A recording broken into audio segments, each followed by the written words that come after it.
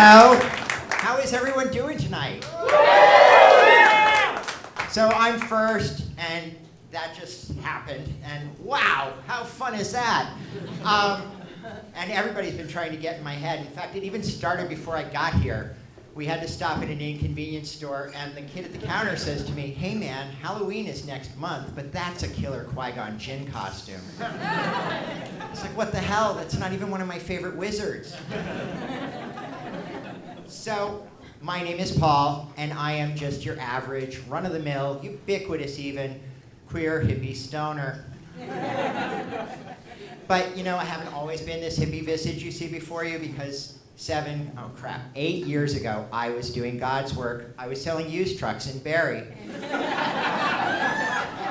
And, but then something miraculous happened, legal recreational marijuana in Colorado.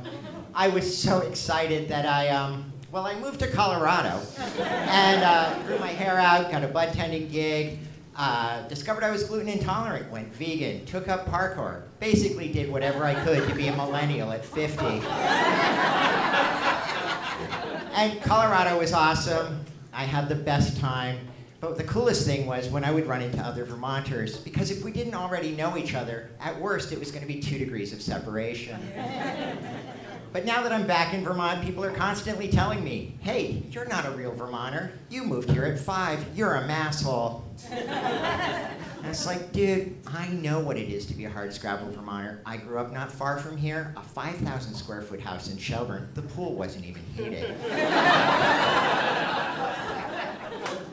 And the other reason I moved back to Vermont was because I kind of missed my family. Go figure. And see, I come from a super large Irish Catholic family.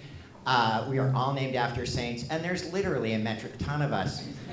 There's Catherine, Mary, Matthew, Mark, Luke, John, Paul, and our twin baby sisters, George and Ringo. And you know, you do things for your family that you just wouldn't do for anyone else.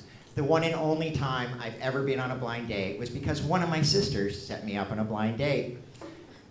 I had recently been widowed back then, and she knew how uncomfortable I was about going out and explaining how I'd been acquitted.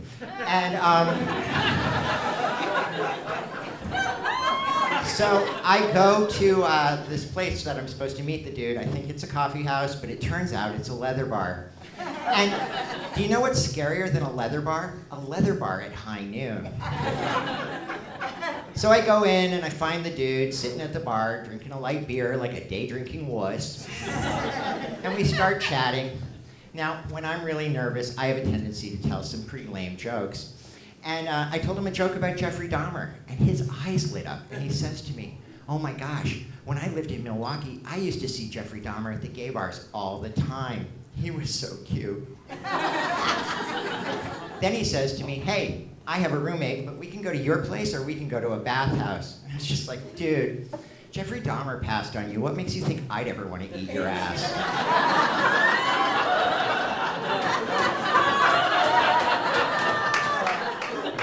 So I had this boyfriend once, whose boyfriend, so not important to the story.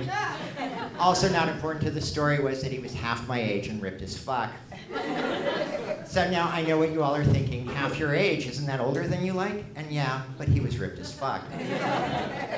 So we did some things that I've only ever seen in anime porn. And afterwards, when we were reassembling the dining room table and basking in the afterglow, he leans over to me and he says, "Dude, you know I'm not queer." I was like, "Fine, that is your truth. This is what I know. The things you can do with your tongue, oh my. And the way you sang Ave Maria after the second time you came, boy howdy, that was gay."